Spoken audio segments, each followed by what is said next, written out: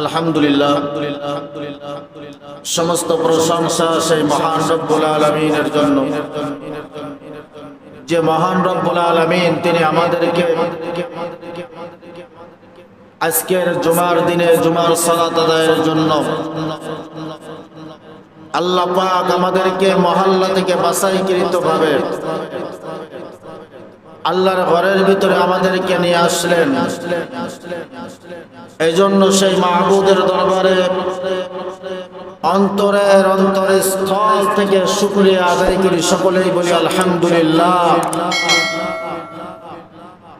দরুদ পেশ করি যিনি হলেন বিশ্ব মানবতার মুক্তির দূত, আখিরি জামানার পয়গম্বর, নবিকুল সম্রাট, মক্কার বাতি মদিনার জ্যোতি, আমিনার নয়নের পুতুলি বিশ্ব নবী জনাবে মুহাম্মদুর রাসূলুল্লাহ সাল্লাল্লাহু আলাইহি ওয়াসাল্লাম।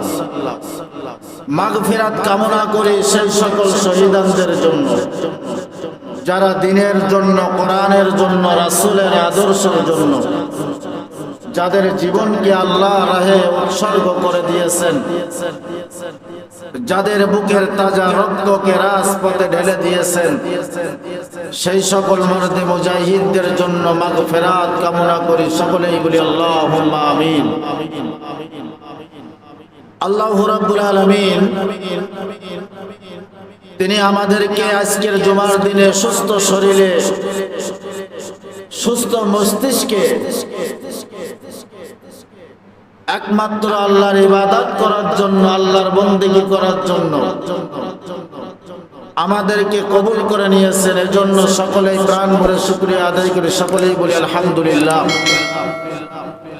আমরা যেই সময়ে, যেই মুহূর্তে জুমার সালাত আদায়ের জন্য এসেছি, এই সময়ে, এই মুহূর্তে কত মানুষ, কত না হাসপাতালের বেডে, বিভিন্ন ক্লিনিকে রোগ যন্ত্রণা নিয়ে ছটফট করছে।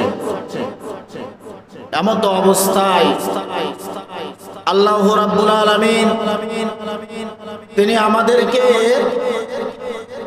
জুমার সালাতে নিয়ে আসলেন।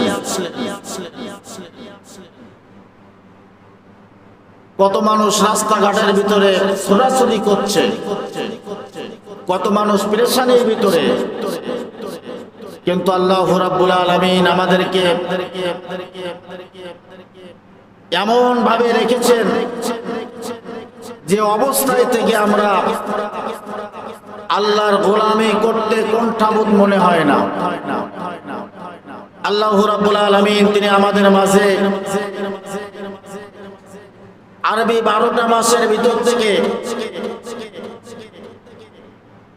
জিলকদ মাসের ভিতরে আমরা পদার্পণ করেছি।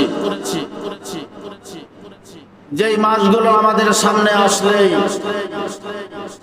আমাদের মনে পড়ে যায় আল্লাহু রাব্বুল আলামিন কোরআনুল কারীমের ভিতরে আমাদেরকে সেই বিষয়গুলো জানাই দিয়েছেন। আল্লাহ পাক বলেন, মিল্লাতা বিকুম ইব্রাহিম হুয়া সাম্মাকুমুল মুসলিমিন।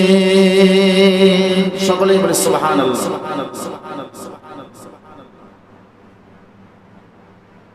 আমাদের জাতির পিতা, মুসলিম জাতির পিতা হযরত ইব্রাহিম নবী আলাইহিস সালাতু ওয়াস সালাম, যিনি হলেন মুসলমানদের জাতির পিতা, আল্লাহু রাব্বুল আলামিন হযরত ইব্রাহিম নবী আলাইহিস সালাতু ওয়াস সালামকে এমন একটা ঘরে আল্লাহ পাক জন্মগ্রহণ করাইছিলেন। হযরত ইব্রাহিম নবী আলাইহিস সালাতু ওয়াস সালামের আব্বার নাম ছিল আজর। যে আজর মূর্তি পূজা করত, যে আজর মূর্তি বানাইতো, যে আজর মূর্তি বানাইয়া বাজারে বিক্রয় করত, একটা অমুসলিম ঘরে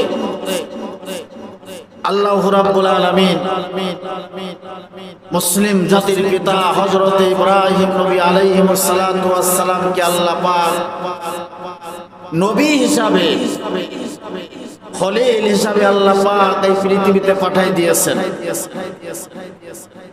সম্মানিত ভাইরা আমার, এজন্য আল্লাহ রাব্বুল আলামিন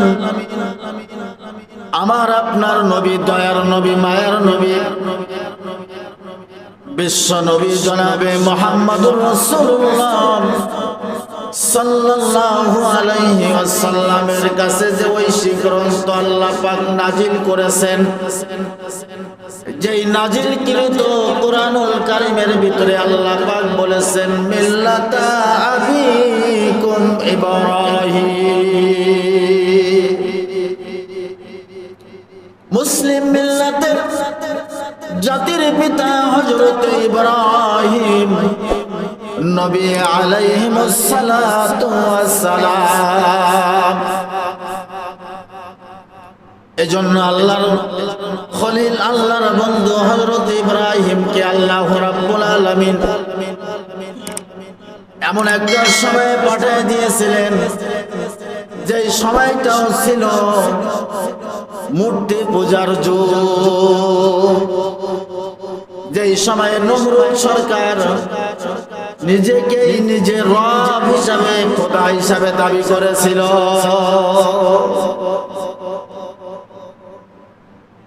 নমরুদের প্রধান যে সহচর ছিল, এই সহচরের নাম হলো আজর। যে আজরের পরিবারের ভিতরে আল্লাহ রাব্বুল আলামিন আজরের স্ত্রীর গর্ভের ভিতরে আল্লাহ পাক আল্লাহর খলিল, আল্লাহর বন্ধুকে আল্লাহ পাক তার মায়ের গর্ভের ভিতরে পাঠিয়ে দিয়েছে। আজরের স্ত্রীর গর্ভের ভিতরে আল্লাহ রাব্বুল আলামিন জাতির পিতাকে পাঠাইবেন। এর আগে নমরুদ সরকার একদিন স্বপ্নে দেখলো যে তোমার এই রাজ্যের ভিতরে এমন একজনের আবির্ভাব হবে, যে আবির্ভাব হওয়ার পরে তোমার রাজত্ব চলে যাবে, তোমার ক্ষমতা চলে যাবে। নমরুদের ক্ষমতা নষ্ট হয়ে যাবে, চলে যাবে, ক্ষমতা ধরে রাখতে পারবে না। নমরুদ যখন এমন স্বপ্ন দেখলো, সকালবেলা উঠে নমরুদ তার সেনা বাহিনীদেরকে ডাক দিল, প্রশাসনকে ডাক দিয়ে প্রশাসনকে ঘোষণা করে দিল, আজকে থেকে শুরু করে একটা বছর তোমরা এমন পাহারায় থাকবা, কোন স্বামী যেন তার স্ত্রীর কাছে না থাকতে পারে, বাড়িতে না থাকতে পারে। স্বামী থেকে স্ত্রীকে বিচ্ছিন্ন করে রাখতে হবে একটা বছর। স্বামী স্ত্রী কখনো এক জায়গায় থাকতে পারবে না। কারণ হলো নমরুদ স্বপ্নে দেখেছে এই এক বছরের ভিতরে এমন একজন মানুষ এই পৃথিবীতে আসবে, যেই মানুষটা নমরুদের ক্ষমতা কেড়ে নিবে। নমরুদ তো নিজেকে খোদা হিসাবে দাবি করেছিল, সেই নমরুদ আছে এখনো? নমরুদ নাই। কিন্তু যারা ইসলাম প্রেমিক, কোরআন প্রেমিক, তারা কিন্তু এই পৃথিবীতে রয়ে গেছে। আবু জেহেল ছিল, অনেক বাড়াবাড়ি করেছিল, আবু জেহেলও চলে গেছে। ফেরাউন ছিল এই পৃথিবীতে ইসলামকে দমায়ে দেওয়ার জন্য, ইসলামকে নিঃশেষ করে দেওয়ার জন্য, মুসলমানদেরকে বিলীন করে দেওয়ার জন্য। পৃথিবীর শুরু থেকে আজ পর্যন্ত যারা ষড়যন্ত্র করেছে, কেউ এই পৃথিবীতে টিকে থাকতে পারে নাই। যারা ইসলামের সাথে দুশমনি করেছে, কোরআনের সাথে যারা দুশমনি করেছে, রাসূলদের সাথে যারা দুশমনি করেছে, বিয়াদবি করেছে, আল্লাহ পাক তাদের শাস্তি দিয়ে পৃথিবী থেকে চিরবিদায় করে দিয়েছে। এই নমরুদ সরকার চাইলো এই পৃথিবীতে যেই মানুষটা আল্লাহ পাক পাঠাইতে চাই, যেই স্বপ্নে দেখেছে নমরুদ এমন একজনের এই পৃথিবীতে আসবে যে সে নমরুদের ক্ষমতা হস্তান্তর করে নিবে।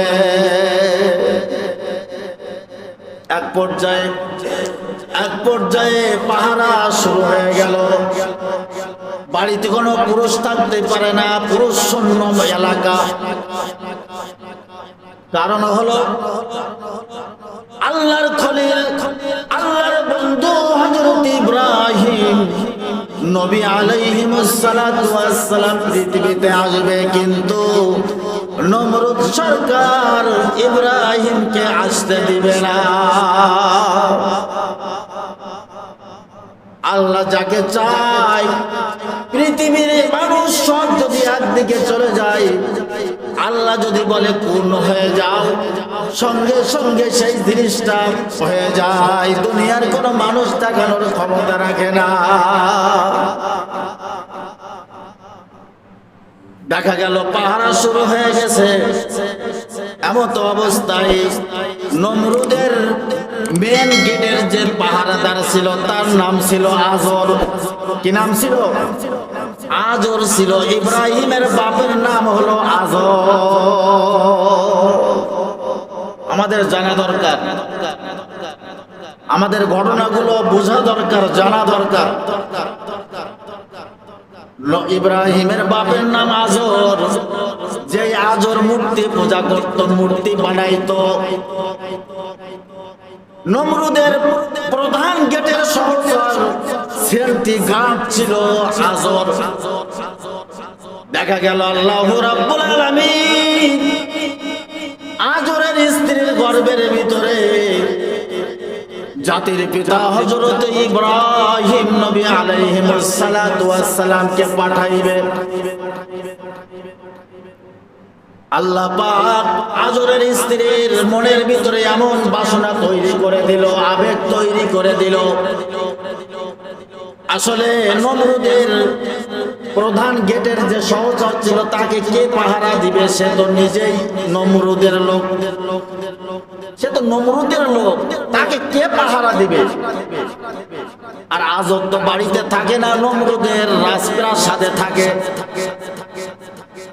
আল্লাহ রাব্বুল আলামিন আজরের স্ত্রীর মনের ভিতরে এমন বাসনা তৈরি করে দিয়েছে, আজরের স্ত্রী ওই নমরুদের প্রধান গেটে, ওই গেটের ওখানে যাইয়া নমরুদ যেখানে থাকে, নমরুদের প্রধান সহচর যেখানে থাকে আজর, ওখানে চলে গেছে। স্বামী স্ত্রীর ভিতরে কুশল বিনিময় হয়েছে, মিলন হয়ে গেছে। এই মিলনের মাধ্যমে আল্লাহ রাব্বুল আলামিন তার খলিল, তার বন্ধুকে ওই নারীর গর্ভের ভিতরে, রেহেমের ভিতরে ঢুকাই দিয়েছে। স্বামী স্ত্রী চলে গেছে, স্ত্রী তার বাড়িতে চলে গেছে। পরের দিন নমরুদ আবারও স্বপ্নে দেখতেছে, আমি যাকে দুনিয়ায় আসার জন্য বাধা দিচ্ছি, আমার সেনা প্রধান লাগায় দিয়েছি, র্যাব লাগায় দিয়েছি, কোবরা লাগায় দিয়েছি। এরকম ভাবে সমস্ত সেনা বাহিনীদেরকে আমি সেন্টি হিসাবে লাগায় দিলাম। কোন পুরুষ বাড়িতে থাকতে পারবে না, কোন নারী তার স্বামীর কাছে থাকতে পারবে না। কিন্তু কেমন করে জানি একটা নারীর গর্ভের ভিতরে আমার সেই দুশমন তার মায়ের রেহেমের ভিতরে চলে গেছে। নমরুদ পরের দিন রাত্রে স্বপ্নে দেখে আশ্চর্য হয়ে গেছে। কি আশ্চর্য ব্যাপার! আমি এত সেফটি খাটাইলাম, এত কড়া নিরাপত্তা খাটাইলাম, অথচ মায়ের রেহেমের ভিতরে আমার সেই দুশমন, অর্থাৎ নমরুদের দুশমন আল্লাহর খলিল হযরত ইব্রাহিম নবী আলাইহিমুস সালাতু ওয়াস সালাম। সকলেই বলি সুবহানাল্লাহ। আচ্ছা, নমরুদের দুশমন যদি হয় আমাদের বন্ধু হবে কিনা? আমাদের জাতির পিতা, মুসলিম জাতির কর্ণধার হযরতে ইব্রাহিম নবী আলাইহিমুস সালাতু ওয়াস সালাম। আজকের সমাজের ভিতরেও দেখবেন কিছু মানুষের কাছে উলামায়ে কিরাম একেবারে চোখের কাঁটা, আগুনের ফুলকি মনে হয়। অনেক মানুষ আছে যে মানুষগুলো উলামায়ে কিরামদের দিকে তাকাইলে চোখ লাল হয়ে যায়, মেজাজটা যেন খারাপ হয়ে যায়, অর্থাৎ তাদের চোখ দিয়ে আলেম ওলামাদের কেউ তারা দেখতে পারে না।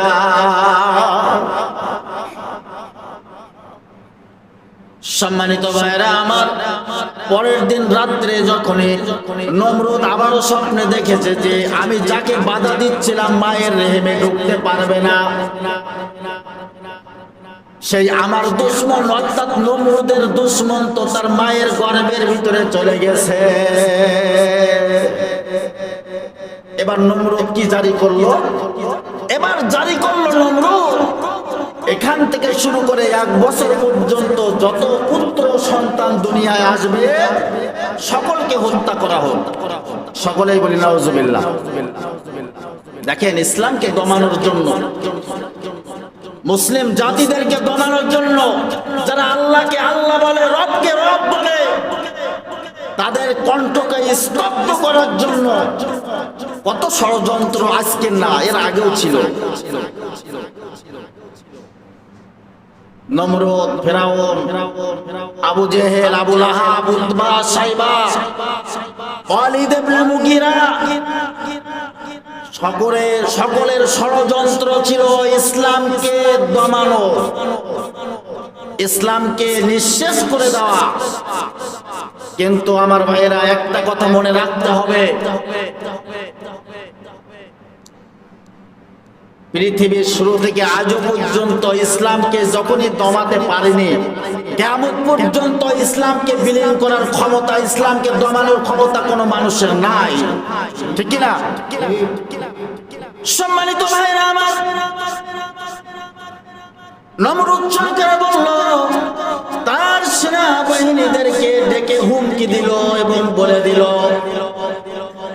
তোমাদেরকে এত কঠোর নিরাপত্তা দেওয়ার জন্য বললাম, কিন্তু কেমন করে জানি যেই সন্তান দুনিয়ায় আসবে তাকে বাধা দেওয়ার জন্য আমি যে তোমাদেরকে সেলটি রেখেছিলাম, তোমরা কেমন করে পাহারা দিয়েছো যে আমার সেই দুশমন তার মায়ের রেহেমের ভিতরে চলে গেছে। আজকে থেকে আরেকটা নির্দেশ তোমাদেরকে মানতে হবে, আজ থেকে শুরু করে 1 বছর যত পুত্র সন্তান দুনিয়ায় আসবে সকলকে হত্যা করা হবে। নাউজুবিল্লাহ। সেখান থেকে শুরু করে নমরুদ কি করলো? নমরুদের সাঁড়াশি অভিযান, নমরুদের সাঁড়াশি অভিযান শুরু হয়ে গেল। যত পুত্র সন্তান 1 বছরের ভিতরে, আহারে কত লক্ষ লক্ষ মানুষের গর্দানকে ছিন্ন করা হয়েছে। এরপরেও জাতির পিতা হযরতে ইব্রাহিম নবী আলাইহিস সালাতু ওয়াস সালামের গর্দান শিরচ্ছেদ করতে পারে নাই। পারছে? লক্ষ লক্ষ যুবকের, শিশু গর্দান শিরচ্ছেদ করে দিয়েছে, হত্যা করে দিয়েছে। এর ভিতর দিয়ে আল্লাহ রাব্বুল আলামিন তার খলিল, তার বন্ধু হযরত ইব্রাহিম নবী আলাইহিস সালাতু ওয়াস সালামকে দুনিয়ায় পাঠায় দিয়েছে। রাখে আল্লাহ, মারে কে? মারে আল্লাহ, রাখে কে? ঠিক না? রাখে আল্লাহ, মারে কে? মারে আল্লাহ, রাখে কে? আল্লাহ যদি কোন মানুষকে রাখতে চাই, দুনিয়ার কোন মানুষের ক্ষমতা নাই ওই মানুষটাকে মেরে ফেলা।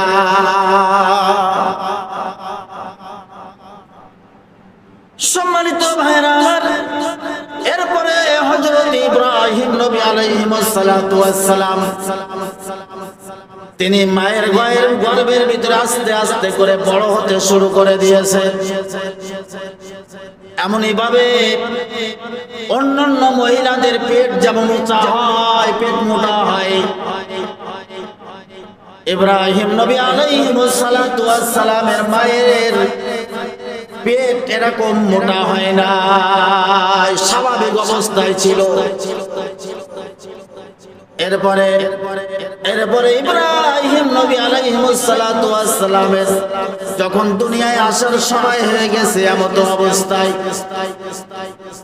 আল্লাহ রাব্বুল আলামিন ওই ইব্রাহিম নবী আলাইহিস সালাতু ওয়াস সালামের মায়ের অন্তরের ভিতরে এমন ভালোবাসা, এমন দয়া তৈরি করে দিয়েছে। ইব্রাহিম নবীর মা তো জানে আমার সন্তান যখন দুনিয়ায় আসবে, সঙ্গে সঙ্গে নমরুদ আমার সন্তানকে হত্যা করে ফেলবে। এজন্য ইব্রাহিম নবীর মা পাহাড়ের চূড়ার ভিতরে চলে গেছে।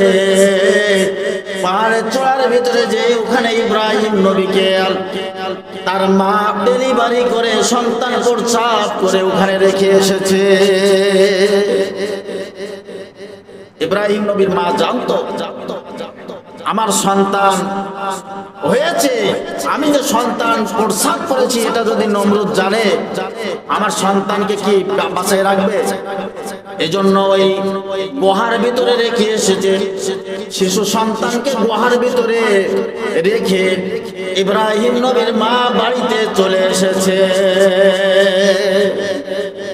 সম্মানিত ভাইরা আমার, বোঝার বিষয় আল্লাহ পাক যাকে খাওয়ায় দুনিয়ার কোন মানুষ তাকে না খাওয়ায় রাখতে পারে না। আল্লাহ পাক রিজিক দিয়ে আমাদেরকে পৃথিবীতে পাঠাই দিয়েছে। ইব্রাহিম নবী আলাইহিস সালাতু ওয়াস সালাম ওই শিশু অবস্থায়, একেবারে নেদা অবস্থায় যখন গুহার ভিতরে রেখে এসেছে, মা কি খাবে? আল্লাহ রাব্বুল আলামিন ইব্রাহিম নবী আলাইহিস সালাতু ওয়াস সালামের খাওয়ার ব্যবস্থা তো আল্লাহ করবে কিনা? খাওয়ার ব্যবস্থা কে করেন? আল্লাহ পাক খাওয়ার ব্যবস্থা করেন। রিজিকের মালিক তিনি, আসমান জমিনের মালিক তিনি হলেন আমাদের রিজিক দাতা, তিনি আমাদের বিধান দাতা, তিনি সর্বভৌমত্ব ক্ষমতার মালিক। আমাদের রবকে আল্লাহ, আমাদের সৃষ্টিকর্তা আল্লাহ, যিনি আমাদেরকে বাঁচায় রাখছেন, আমাদের অক্সিজেনের ব্যবস্থা করেছেন। আমরা আজকের সকাল থেকে এই পর্যন্ত যে অক্সিজেন গ্রহণ করেছি, কয় টাকা আল্লাহকে দিয়েছি আমরা? আল্লাহর অক্সিজেন বাদে যদি আমাদেরকে কোনো ডাক্তার বা কোনো ক্লিনিকে অক্সিজেন নেওয়া লাগতো, মনে হয় হাজার হাজার টাকা আজকে দিনে চলে যেত। আমরা কোনোদিন হিসাব করি নাই যে আল্লাহ দেওয়া এই অক্সিজেন আমরা যে গ্রহণ করি বিনা পয়সায়, বিনা কষ্টে, এমনিতেই আল্লাহ নাকের ভিতরে ঢুকাই দিচ্ছে কিনা? কষ্ট করেও নেওয়া লাগে না। যাদের অ্যাজমার সমস্যা, শ্বাসকষ্টের সমস্যা, এরাই জানে যে শ্বাস প্রশ্বাস নেওয়া কত কষ্টের কাজ। রাত্রে শুয়ে পড়েছে, শ্বাসকষ্ট শুরু হয়ে গেছে, ঘুম হারাম হয়ে গেছে, উঠে বসে স্ত্রীকে ডাকতে থাকে, মাকে ডাকতে থাকে, সন্তানকে ডাকতে থাকে যে আমার কষ্ট হচ্ছে, আমার শ্বাসকষ্ট হচ্ছে, আমার যেমন কেমন জানি হচ্ছে, আমি আর মনে হয় বাঁচবো না, হয় কিনা? কিন্তু আল্লাহ রাব্বুল আলামিন তিনি আমাদের নাকের ভিতরে এমনিতেই অক্সিজেন ঢুকায় দিচ্ছে। আমরা কোনোদিন বুঝতে পারি না অক্সিজেন কেমন করে ভিতরে যায়, কোনোদিন বুঝতেও পারি না। নিজের কাজ নিজে করছি, নিজের জরুরত নিজে মেটাচ্ছি। অক্সিজেন নেওয়ার জন্য কোনোদিন একটা মিনিট সময় দিলাম না যে দাঁড়াও, যে ভাই দাঁড়াও, আমি একটু অক্সিজেন নিয়ে নেই, আমার একটু অক্সিজেনের ঘাটতি হচ্ছে। ফাঁকা জায়গায় গেছি, বিভিন্ন জায়গায় যে অনেক মানুষ এক জায়গায় গেছে, এত মানুষের অক্সিজেন এক জায়গায় কিভাবে আসবে, কিভাবে গ্রহণ করব? অক্সিজেনের সংকট পড়ে গেছে, একটু দাঁড়াও, আমি একটু অক্সিজেনটা গ্রহণ করে নেই, বাঁচা তো দরকার। এমনটাও কোনোদিন মনে হয় না। সম্মানিত ভাইরা আমার, এজন্য আমাদের জাতির পিতা, মুসলিম জাতির পিতা হযরত ইব্রাহিম নবী আলাইহিস সালাতু ওয়াস সালামকে নমরুদ মারার জন্য যত ষড়যন্ত্র করেছে, সমস্ত ষড়যন্ত্রকে আল্লাহ পাক ব্যর্থ করে দিয়েছে। ষড়যন্ত্র যত ষড়যন্ত্র করেছে, ইব্রাহিমকে আগুনে ফেলেছে, পুড়িয়ে ছারখার করে দেবে, কিন্তু ইব্রাহিমকে আগুনে পুড়িয়ে ছারখার করতে পেরেছিল, পুড়াইতে পেরেছিল। ইব্রাহিম নবী ফুল বাগানের ভিতরে, আগুনের ভিতরে না, ফুল বাগানের ভিতরে বসে আছে। আগুন কার কথা শুনে? পানি কার কথা শুনে? যেই ফেরাউনকে আল্লাহ পাক পানিতে চুবায়া চুবায়া মেরেছিল, যেই পানির উপর দিয়ে আল্লাহ পাক মুসা নবীর রাস্তা বানায়া দিয়েছিল, তাহলে পানি কার কথা শুনে? আল্লাহর কথা শুনে। আগুন আল্লাহর কথা শুনে। যেই আগুনের ভিতরে নমরুদকে পুড়িয়ে ছারখার করে দিবে, শুধু ইয়াকুব ভাবে না, বিশ্ববাসীদেরকে জানায় দিবে যে ইব্রাহিমের দল করবে, তাকে আগুনে ফেলা হবে। দেখো তোমাদের নেতা ইব্রাহিমকে আগুনের কুণ্ডলিতে নিক্ষেপ করতেছে। এই দেখি শিক্ষা নাও, তোমরা যেন কেউ ইব্রাহিমের দল করি না, এটাই নমরুদ চেয়েছিল। কিন্তু আসলে কি হয়েছিল সেটা?